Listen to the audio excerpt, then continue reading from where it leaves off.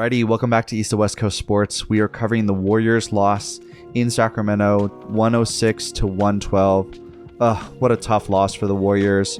This game overall, started out really sloppy, lots of turnovers. Felt like both teams were pressing a little bit. That's sort of to be expected in a game like this. A lot of hype. The Sacramento crowd actually showed up. They were so loud. They were making a lot of noise for their team. They were giving them a lot of energy to start. It was definitely giving me Boston Garden vibes. And it's really cool to see. It's really cool to see a fan base like Sacramento show up for their team after they've been in such a drought for about 17 years in the playoffs. So it's cool to see that they have a home court.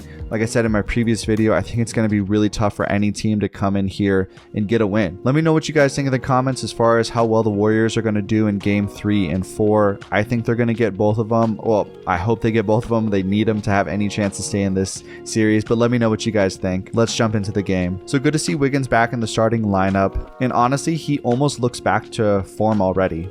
I think with the exception of his 3-point shooting, everything else looks normal.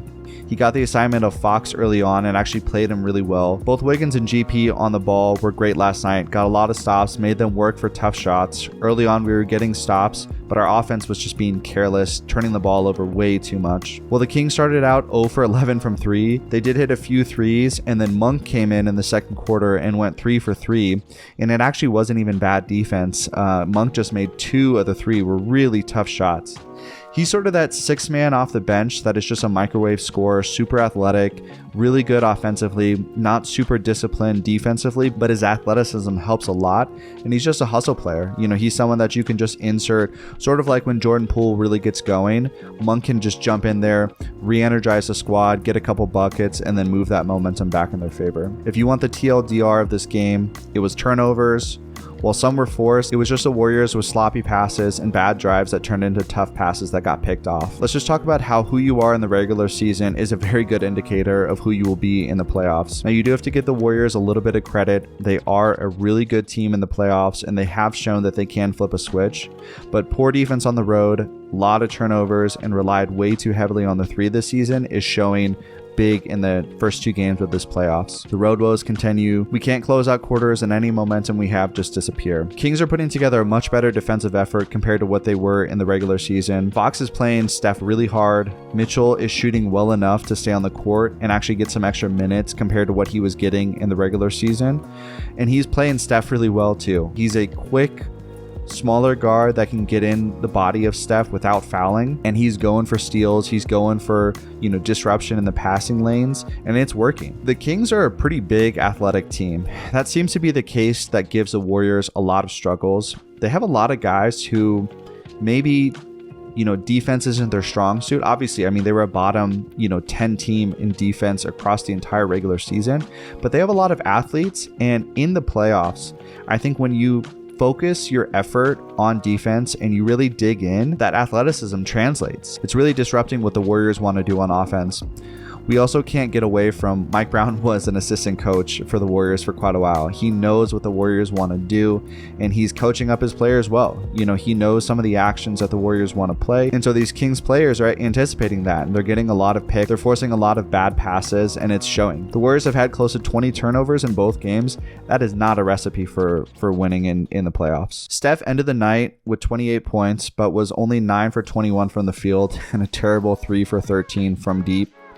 One thing I noticed on the defensive end, the Kings are bringing up Sabonis on the pick and rolls, and he's hedging hard, which allows for Fox or Mitchell to recover. And I think that will be something the Warriors will need to figure out. I also thought we got away from Klay a little bit too long. He had a couple huge buckets in the fourth quarter that I was like, hey, if Klay's going to be shooting like this, we have a chance to win.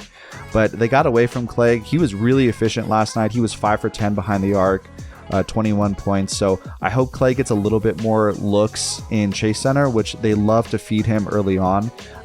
We're due for a big Klay game. All right, let's talk about the Draymond incident. I don't want to harp on this too much because I think there's a lot of really good takes on Twitter and on YouTube already, but it just feels like, why did Draymond get kicked out? It was definitely like a reputation flagrant 2 when he didn't initiate anything. Sabonis fell, rolled up on Dre, and then grabbed his ankle. Now, if you've ever been tripped up, you know that there's an immediate reaction where you want to put your foot down. Yeah, and maybe, Dre embellished it a little bit, but he was just trying to move forward because the Warriors were out on a fast break. So I felt like it was a little bit unfair that Dre got the flagrant 2, Sabonis with a technical, I believe. He did miss both his shots though, which was great, but overall, I just felt like it was very much a reputation, flagrant 2, and it hurt us. It really hurt us. He was actually playing really well with 5 fouls down the stretch, and we needed him on the defensive end because the last 4 minutes, we were actually getting some buckets, but we just couldn't get stops. Fox had some really good plays down the stretch. He made a huge 3.